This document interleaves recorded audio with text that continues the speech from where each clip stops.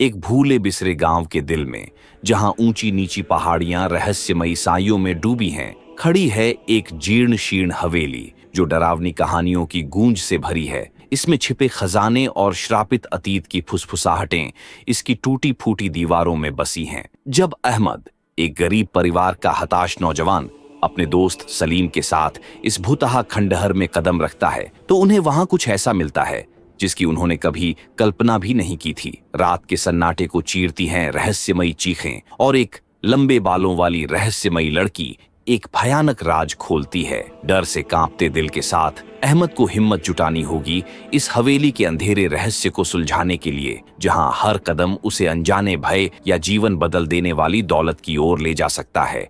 क्या आप अहमद के साथ इन सायों में उतरने की हिम्मत करेंगे, जहां हौसले और खौफ की सीमा धुंधली पड़ जाती है और हकीकत किसी भी कहानी से ज्यादा भयावह है? कमरे से आने वाली लड़की की खौफनाक रोने की आवाजें रात के अंधेरे में दहशत पैदा कर रही थीं। अहमद ने जैसे ही कमरे का दरवाजा खोला, अचानक ही उसके मुंह से चीख निकल गई। वो पलटी तो अहमद के होश उड़ गए थे। लड़की के लंबे लंबे बाल उसकी पीठ पर बिखरे थे। वो 2 कदम आगे बढ़ी और अहमद को देखकर कहने लगी, घबराओ मत, मैं भी उसी की तलाश में आई हूं जिसकी तलाश में तुम यहां आए हो। अहमद का ताल्लुक एक छोटे से गांव से था। उसका गांव ऊंची नीची पहाड़ियों पर बसा हुआ था। गांव की हरियाली बताती थी कि लोग गरीब जरूर हैं, लेकिन अपनी जमीन का बहुत ख्याल रखते हैं। ऐसा ही एक घर अहमद का था। अहमद के माँ बाप बहुत ही गरीब थे। उसका बाप जमींदार की जमीन पर खेती करता, जबकि मां लोगों के घरों में काम करती थी। अहमद उनका सबसे छोटा बेटा था। उसने 10वीं कक्षा तक पढ़ाई की थी, लेकिन उसके पास कोई नौकरी नहीं थी। वो बहुत ही मायूस रहता था। अहमद की 2 बड़ी बहनें थीं, जो रिश्तों के इंतजार में घर बैठी थीं। उनके पास देने के लिए ढेर सारा दहेज भी नहीं था। यही वजह थी कि आज तक उनका रिश्ता तय नहीं हो पाया था। अहमद के माँ बाप हमेशा परेशान रहते थे कि कब उनकी जिंदगी बदले, कब उनके घर के हालात सुधरे। उन्हें हर तरफ मायूसी के बादल नजर आते थे। उसी गांव में रहने वाला एक लड़का सलीम अहमद का बचपन का दोस्त था। गांव से आगे एक घना और अंधेरा जंगल भी था। इस जंगल में पहले एक बहुत बड़ी बस्ती हुआ करती थी। कहते हैं कि कुछ साल पहले वह बस्ती एक सैलाब की वजह से तबाह हो गई थी, लेकिन उस बस्ती की एक हवेली, जो अब एक खंडहर बन चुकी थी, आज भी वहीं खड़ी थी। गांव के लोगों में अहमद और सलीम की तरह उस हवेली को लेकर बहुत उत्सुकता थी। कई कहानियां उस हवेली के बारे में मशहूर थीं। सुना था कि यह हवेली एक बहुत ही अमीर आदमी की थी, जिसकी अचानक मौत हो गई थी, लेकिन उसके पास ढेरों दौलत और जेवरात थे, जो उसने एक खजाने की शक्ल में हवेली के किसी कमरे में छुपा दिए थे। एक दिन अहमद और सलीम आपस में बात कर रहे थे। काश हमें वो खजाना मिल जाए तो हम अपनी किस्मत बदल सकते हैं, सलीम ने कहा। यह सुनकर अहमद बोला, कोई भी डर के मारे उस हवेली की तरफ नहीं जाता, लेकिन हमें अपनी किस्मत आजमानी चाहिए। ये बात हैरान करने वाली थी कि दोनों ने वाकई में हवेली जाने का फैसला कर लिया था। अपने सारे डर को भुलाकर उस रात वे हवेली की तरफ निकलने की तैयारी कर रहे थे। उन्होंने इस बारे में अपने घर वालों को कुछ भी नहीं बताया था। उस रात अहमद ने जल्दी खाना खा लिया और चादर ओढ़कर बिस्तर पर लेट गया। वो घर वालों के सोने का इंतजार कर रहा था। उसे पता था कि गली के नुक्कड़ पर सलीम उसका इंतजार कर रहा होगा। रात के ठीक 12 बजे चारों तरफ सन्नाटा और अंधेरा छा गया। घर में खामोशी और मायूसी का राज था। इस घर की दीवारों तक में गरीबी बसती थी, लेकिन अहमद अपने घर वालों की यह मायूसी दूर करना चाहता था। जैसे ही मौका मिला, वो चुपके से अपने बिस्तर से उठा और बाहर निकल गया। अब वो सलीम के पास पहुंच गया था, जो गली के नुक्कड़ पर उसका इंतजार कर रहा था। दूर कहीं कुत्तों के भौंकने की आवाजें भी आ रही थीं। दोनों धीरे धीरे हवेली की ओर बढ़ने लगे। उनकी बस्ती पीछे छूट चुकी थी। अंधेरे जंगल में कदम रखते ही उनका दिल जोर जोर से धड़कने लगा था। हाथ में लालटेन पकड़े वे दोनों एक दूसरे के आगे पीछे चल रहे थे। जैसे ही अहमद और सलीम हवेली के दरवाजे पर पहुंचे, अंदर से आने वाली खौफनाक आवाजों को सुनकर उन पर दहशत तारी हो गई। सलीम कांपते हुए बोला, मुझे बहुत डर लग रहा है। लगता है हमसे कोई बहुत बड़ी गलती हो गई है। लेकिन अहमद बिल्कुल भी नहीं डरा। वो बोला, अब जब यहां तक आ ही गए हैं तो क्यों ना अंदर जाकर खजाना ढूंढें। फिर उन्होंने हवेली का दरवाजा खोल दिया। दरवाजा खुलते ही बहुत सी चमगादड़ें उनके चेहरे से टकराईं और चीखती हुई उड़ गईं। सलीम का पूरा शरीर डर के मारे कांप रहा था, लेकिन अहमद अपने इरादे में मजबूत था। वो जिस मकसद से वहां आया था उसे हर हाल में पूरा करना चाहता था। कुछ देर बाद दोनों हवेली के अंदर दाखिल हो चुके थे।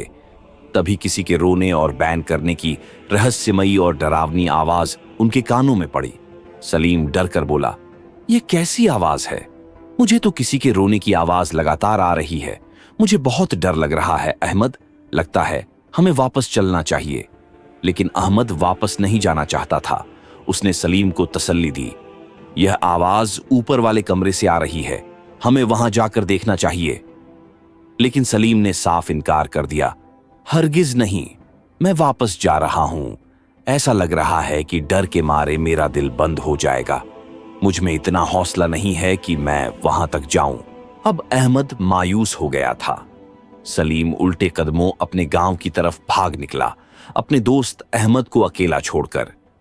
अब अहमद बिल्कुल अकेला, हाथ में टॉर्च लिए उस कमरे की तलाश में था जहां से किसी लड़की के रोने की आवाजें आ रही थीं। वह धीरे धीरे सीढ़ियों पर चढ़ने लगा और ऊपरी मंजिल पर पहुंच गया। हालांकि उसका पूरा शरीर पसीने से तरबतर था और डर उसके दिल में गहराई से बैठा हुआ था, लेकिन वह फिर भी हिम्मत करके आगे बढ़ता जा रहा था। आखिरकार वह उस कमरे के सामने पहुंच गया। हवेली के बाकी कमरे भी टूटे फूटे थे। किसी का दरवाजा नहीं था तो किसी की खिड़कियां गायब थीं। लेकिन यह कमरा, जहां से अजीबोगरीब और डरावनी आवाजें आ रही थीं, उस कमरे के दरवाजे को देखकर अहमद के दिल में डर छा गया। फिर उसने हिम्मत की और हाथ बढ़ाकर उस कमरे का दरवाजा खोल दिया। कमरे में काला अंधेरा छाया हुआ था। वह टॉर्च की मदद से इधर उधर देखने की कोशिश कर रहा था। तभी टॉर्च की रोशनी सीधी पड़ी जहां एक अलमारी के सामने खड़ी लड़की उसे दिखाई दी। लड़की को देखकर उसके मुंह से चीख निकल गई थी। लड़की के बाल बहुत लंबे थे और उसने सफेद रंग का लिबास पहन रखा था। उसकी चीख पर लड़की अचानक ही पलटी थी, लेकिन अहमद हैरान रह गया। वह लड़की की खूबसूरती पर दंग रह गया था। वह तो समझ रहा था कि सामने कोई डरावनी चुड़ैल होगी जिसकी इतनी भयानक रोने की आवाजें आ रही थीं, लेकिन यह लड़की तो बेहद खूबसूरत थी। उसने तुरंत ही अपने मुंह पर हाथ रख लिया था। वह खुद भी बहुत डरी हुई नजर आ रही थी। लड़की एक अलमारी के पास खड़ी थी और उसके हाथ में एक डायरी थी। अहमद आधी रात को इस लड़की को देखकर हैरान रह गया और डरे हुए लहजे में उसे कहने लगा, कौन हो तुम और यहां क्या कर रही हो? लड़की 2 कदम चलकर उसके सामने आई और कहने लगी, घबराओ मत, मैं कोई भूत नहीं हूं, ना ही कोई बुरी आत्मा, बल्कि मैं तो खुद उसकी तलाश में आई हूं जिसकी तलाश तुम्हें यहां खींच लाई है। अहमद हैरान होकर कहने लगा, क्या मतलब? तो लड़की कहने लगी, मैं भी खजाना ढूंढने आई हूं। मेरा ताल्लुक भी एक गरीब परिवार से है। मैं भी अपनी किस्मत बदलना चाहती हूं। मैं एक दूसरे गांव से आई हूं। अहमद लड़की की हिम्मत देखकर हैरान रह गया था। फिर वह उस लड़की से कहने लगा, तुम्हारे हाथ में क्या है? लड़की ने अहमद के सामने वह डायरी की ओर इशारा करते हुए कहा, यह डायरी मुझे इस अलमारी में से मिली है और इसमें लिखे हुए अजीबोगरीब शब्दों ने मुझे चौंका दिया है। तुम देखो, इस हवेली का सारा सामान उजड़ गया है, कुछ भी बाकी नहीं बचा, लेकिन अलमारी में रखी हुई यह डायरी बिल्कुल सही सलामत है और इसमें लिखे हुए शब्द भी। अहमद ये सुनकर चौंक गया और लड़की से कहने लगा, अच्छा, मुझे दिखाओ कि इसमें क्या लिखा है। फिर अहमद ने जैसे ही वह डायरी खोलकर देखी तो उसके पैरों तले जमीन निकल गई। डायरी में लिखे हुए शब्द बड़े अजीब से थे। डायरी में लिखा था, वह खजाना तुम तब तक हासिल नहीं कर सकते जब तक मैं यहां से आजाद नहीं हो जाती, और जो एक बार इस हवेली में आ जाता है वह वापस कभी नहीं जाता। यह पढ़कर अहमद और वह लड़की दोनों ही बहुत ज्यादा डर गए थे। यह पुरानी डायरी थी और इसमें लिखी हुई यह बातें दोनों की समझ में नहीं आ रही थीं। फिर अहमद कहने लगा, हमें खजाना मिले या ना मिले, लेकिन हमें यहां से आजादी चाहिए, वरना मौत हमारा इंतजार कर रही है। अब हमें यहां से निकलना ही होगा। लेकिन आखिर वो कौन है जो यहां से आजादी पाना चाहता है? लड़की खुद भी परेशान नजर आ रही थी। वह अहमद से कहने लगी, मुझे नहीं मालूम, हाँ, लेकिन इस हवेली के नीचे एक तहखाना भी है, लेकिन मुझे नहीं पता कि वह तहखाना कहाँ है। अहमद हैरानी से कहने लगा, तुम्हें यह बात किसने बताई? तो लड़की कहने लगी, मुझे इस हवेली के बारे में सब कुछ पता है। यह सुनकर वह और ज्यादा हैरान रह गया था। अब वह दोनों उस कमरे से बाहर आ गए थे। वह डायरी लड़की के हाथ में ही थी। धीरे धीरे वे हवेली के दरवाजे की तरफ बढ़ने लगे। वे दोनों ही यहां से बचकर बाहर निकलना चाहते थे, लेकिन अचानक हवेली का दरवाजा जोरदार आवाज के साथ बंद हो गया और सारी खिड़कियां और दरवाजे जोर जोर से बजने लगे। खौफनाक, दहशत भरे और डरावने माहौल में उन दोनों के कदम जैसे रुक गए थे।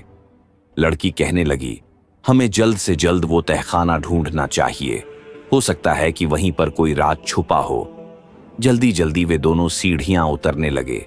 अब अहमद के हाथ में सिर्फ टॉर्च थी, लेकिन हवेली का माहौल देखकर साफ जाहिर था कि यहां कोई रहस्यमय ताकत कैद है जो इन दोनों को परेशान कर रही है और यहां से आजादी पाने के लिए बेताब है। अहमद पलटकर लड़की से कहने लगा, तुम डायरी में देखो, शायद उसमें कुछ और भी लिखा हो जिससे हमें मदद मिल जाए वो कमरा ढूंढने में। अब लड़की जल्दी जल्दी डायरी के पन्ने पलट रही थी, लेकिन डायरी से उन दोनों को कोई मदद ना मिल सकी। दोनों के चेहरे पर मायूसी और परेशानी साफ झलक रही थी।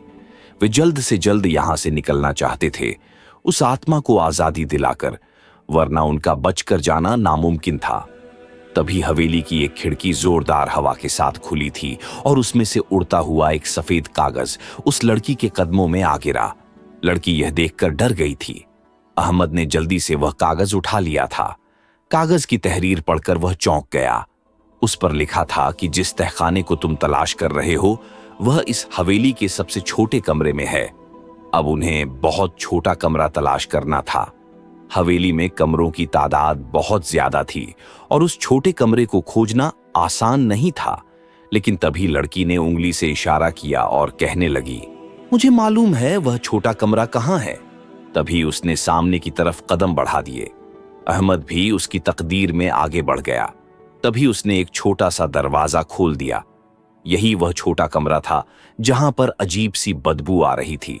मकड़ी के लगे हुए बड़े बड़े जाले भी डरावना माहौल पैदा कर रहे थे। लेकिन अहमद यह देखकर मायूस हो गया कि आखिर वह तहखाना कहाँ है और इस छोटे कमरे से उसका क्या ताल्लुक है। तभी लड़की ने आंखें घुमाई और उसी कमरे की एक छोटी खिड़की खोल दी।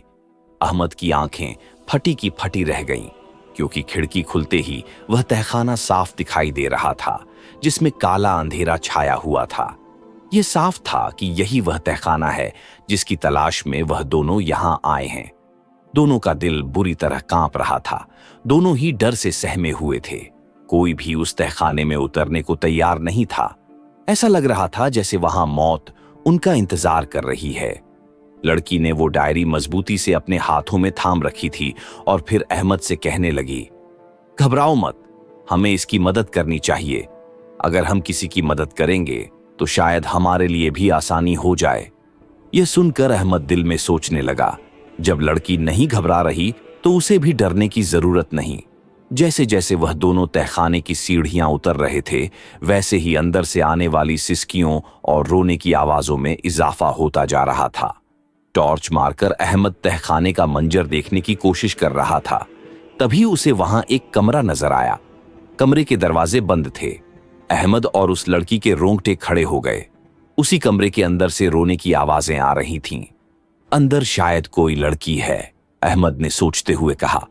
तभी लड़की सोचते हुए कहने लगी, यह इंसानी लड़की नहीं है। अगर होती तो इतने अंधेरे में अब तक जिंदा नहीं होती। ये जरूर कोई गैर फितरी मखलूक है। तभी लड़की अचानक बुलंद आवाज में कहने लगी, मेरा नाम नूरजहां है। हम तुम्हारी मदद करने आए हैं। क्या तुम हमें बता सकती हो तुम्हें यहां किसने कैद किया है? तभी कमरे के दरवाजे जोर जोर से बजने लगे। अहमद का दिल भी जोर से धड़कने लगा। वह अपने डर पर काबू पाने की कोशिश कर रहा था, जबकि नूरजहां भी उसी हालत से गुजर रही थी। तभी रोने की आवाज बंद हो गई। उस अंधेरे कमरे में से एक आवाज उभरी, क्या तुम सच में मेरी मदद करने आए हो? क्या मुझे यहां से आजादी दिलाना चाहते हो? अहमद जल्दी से कहने लगा, हाँ हाँ, हम तुम्हें नुकसान नहीं पहुंचाना चाहते, लेकिन तुम हमें सच बताओ कि तुम कौन हो और यहां तुम्हें किसने कैद किया है। तभी अंदर से उसी लड़की की आवाज आई, ये दरवाजा तब तक नहीं खुल सकता जब तक तुम दोनों एक काम ना कर लो। इस कमरे के बाहर एक ताला है, उस ताले को तोड़ना होगा और इस दरवाजे पर बंधे हुए काले धागे की सारी शक्ति को खत्म करना होगा। वह तो मर गया, लेकिन उसने मुझे हमेशा के लिए इस तहखाने के बंद कमरे में कैद कर दिया। अब तुम दोनों मेरी मदद करो और जल्दी से जल्दी इस दरवाजे के ताले को तोड़ दो, ताकि उसके गिर्द लिपटा हुआ काला धागा भी खुद ब खुद टूट जाए। जैसे ही अहमद और नूरजहां ने यह काम शुरू किया, अचानक ही चीखों का सिलसिला तेज हो गया। उस काले अंधेरे में उन्हें ऐसा लग रहा था जैसे बहुत से लोग मिलकर उन्हें मारना चाहते हैं। अहमद पसीने से तरबतर हो गया था, जबकि नूरजहां की हालत भी बहुत खराब थी, लेकिन वह हर हाल में उस लड़की की मदद करना चाहते थे जो उस कमरे में कैद थी। अचानक ही अंधेरे में एक आवाज उभरी, रुक जाओ, तुम ऐसा नहीं कर सकते। अगर यह आजाद हो गई तो तुम्हें जान से मार देगी। यह सुनते ही अहमद के हाथ रुक गए। तभी नूरजहां जल्दी से कहने लगी, यह आवाज सिर्फ एक धोखा है, तुम परवाह मत करो और अपना काम जारी रखो। थोड़ी देर की मेहनत के बाद आखिरकार उन्होंने उस ताले को तोड़ दिया। ताले का टूटना था कि अचानक ही कमरे का दरवाजा जोरदार आवाज के साथ खुला और एक रोशनी सी कमरे से बाहर आने लगी। तभी कोई धुएं की मानिंद उनके बीच से गुजरकर आगे की तरफ चला गया और वह दोनों पीछे हो गए। दोनों के चेहरे पर डर की कैफियत थी। आखिर यह क्या हुआ था, दोनों समझ ना सके। अब हर तरफ खामोशी छा गई थी, इतनी गहरी खामोशी कि अगर पत्ता भी गिरता तो शायद आवाज सुनाई देती। नूरजहां कांपती आवाज में कहने लगी, हमें अब ऊपर चलना चाहिए, लगता है कि वह आजाद हो गई है। दोनों डरते डरते ऊपर की तरफ जा रहे थे। आखिरकार वह तहखाने से निकलकर ऊपर पहुंच गए। न जाने वह कौन थी और कब से वहां कैद थी, अभी तक कुछ मालूम न हो सका था। उस पुरानी डायरी की हकीकत क्या थी और उस अंधेरे कमरे का राज क्या था, ये सब अब भी पर्दे में था। नूरजहां अहमद से कहने लगी, अब तो वह आजाद हो गई है, फिर भी हवेली का दरवाजा क्यों नहीं खुला? इस बात पर वह दोनों ही परेशान थे। जब तक तुम इस अंधेरे का राज नहीं जानोगे, तब तक वह दरवाजा नहीं खुलेगा। पीछे से आने वाली आवाज पर वे दोनों सहम गए। जैसे ही नूरजहां और अहमद पलटे, उनके पैरों तले जमीन खिसक गई। होश उड़ गए जब उन्होंने अपने सामने सफेद कपड़ों में एक लड़की को खड़े देखा। उस लड़की के बाल बहुत लंबे थे और अंधेरे की वजह से उसका चेहरा साफ नहीं दिख रहा था, लेकिन वह बहुत डरावनी लग रही थी। उसके होंठ हिलते साफ नजर आ रहे थे। फिर वह लड़की बोली, मैं ही हूं तहखाने की कैदी जो इस अंधेरे में 20 सालों से अपनी जिंदगी गुजार रही हूं। अहमद घबराकर बोला, तुम हो कौन? तभी वह लड़की उनके ओर करीब आई और कहने लगी, मैं कोई इंसानी लड़की नहीं, एक जिनजादी हूं। मुझे एक आमिल ने इस तहखाने में कैद किया था। वह आमिल बहुत ही खतरनाक था।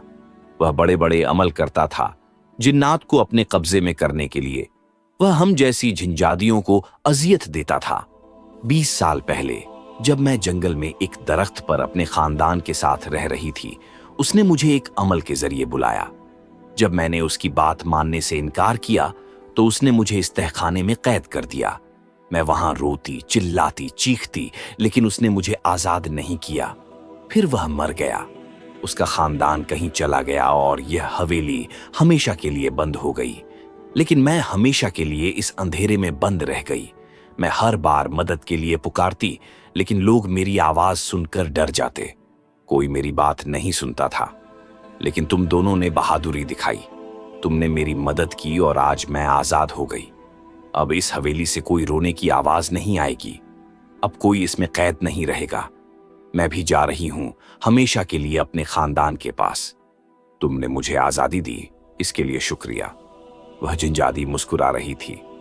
अहमद यह सब सुनकर बहुत खुश हुआ, लेकिन तभी जिनजादी बोली, उस खजाने की तलाश में तुम यहां आए हो, याद रखना वह भी इसी हवेली के किसी कमरे में है। तुम्हें सारे कमरों की तलाशी लेनी होगी। अब मैं जा रही हूं, डरने की कोई जरूरत नहीं। मेरी दुआ है कि तुम्हें वह खजाना मिल जाए। ये कहते ही वह झिंजादी उनके सामने से गायब हो गई। अहमद और नूरजहां, जो अभी तक बहुत डरे हुए थे, अचानक ही उनका सारा डर खत्म हो गया। अहमद बोला, अब हमें भी यहां से निकलना चाहिए। लेकिन नूरजहां ने उसे रोक लिया और बोली, एक मिनट, क्या तुम वह खजाना लेकर नहीं जाओगे? अहमद हैरानी से बोला, बहुत मुश्किल है कि वह हमें मिल जाए। हमें अपनी जान बचाकर यहां से निकल जाना चाहिए। नूरजहां बोली, हाँ, लेकिन अब कोई खतरा नहीं है। असल में वो डायरी जो तुम्हें मिली थी वो मेरे अब्बू की थी। ये सुनकर अहमद चौंक गया। नूरजहां कहने लगी, मैं सच्ची कह रही हूं, मैं ही उस आमिल की बेटी हूं। मेरे बाबा एक आमिल थे। उन्होंने जिन्नात के जरिए यह सारे अमल सीखे थे। इसी वजह से हमारी हवेली वीरान हो गई। जब बाबा का इंतकाल हुआ तो अम्मी मुझे लेकर शहर चली गई। लेकिन हर रात मुझे उस जिंदी की चीखें सुनाई देती थीं। वो आवाजें मुझे बेचैन करती थीं। जब मैंने अपनी अम्मी से यह बात की तो वह बोली, ये सब तुम्हारे बाबा के काले कामों का असर है। अगर वो ये सब ना करते तो आज हम इतने अजियत में ना होते। बेटी, जाओ उस हवेली में उस झिंजादी की मदद करो। मैं हिम्मत करके यहां आई थी। पहले भी 2-3 बार कोशिश की, लेकिन डर लगता था। आज तुम्हारे साथ से मुझे हौसला मिला। शुक्रिया। नूरजहां की आंखों में आंसू थे। अहमद ये सब सुनकर हैरान था। फिर नूरजहां बोली, मैं जानती हूं मेरे बाबा का कमरा हवेली में कौन सा था। चलो मेरे साथ। अब अहमद उसके पीछे चलने लगा। फिर वे दोनों एक बड़े से कमरे में पहुंचे। वहां एक पुरानी सी अलमारी थी। अहमद को याद आया, यही वो कमरा था जहां से नूरजहां को डायरी मिली थी। नूरजहां ने बताया, ये डायरी मेरे बाबा की थी, लेकिन इसमें जो भी लिखा था वो बाबा ने नहीं, शायद किसी और ने लिखा था। शायद यह इशारा था कि वह झिंजादी इस हवेली में कैद है। आखिरकार नूरजहां ने अपने बाबा के कमरे की तलाशी शुरू की। अलमारी में रखे जेवरों से भरे डब्बे, जो सोने चांदी के थे, जल्दी ही मिल गए। नूरजहां ने वह सारे जेवर अहमद को दे दिए। अहमद हैरानी से बोला, मैं यह जेवर नहीं ले सकता। ये सब तुम्हारे बाबा के हैं, इन पर तुम्हारा हक है। लेकिन नूरजहां बोली, नहीं, तुमने मेरी मदद की है, इसलिए तुम इन्हें ले जाओ। मैं अपनी मां के साथ एक अच्छी जिंदगी गुजार रही हूं, मुझे इनकी जरूरत नहीं है। और वह सारे जेवर नूरजहां ने अहमद के हवाले कर दिए। थोड़ी ही देर बाद अचानक हवेली का दरवाजा खुद ब खुद खुल गया और उनके लिए आजादी का रास्ता भी।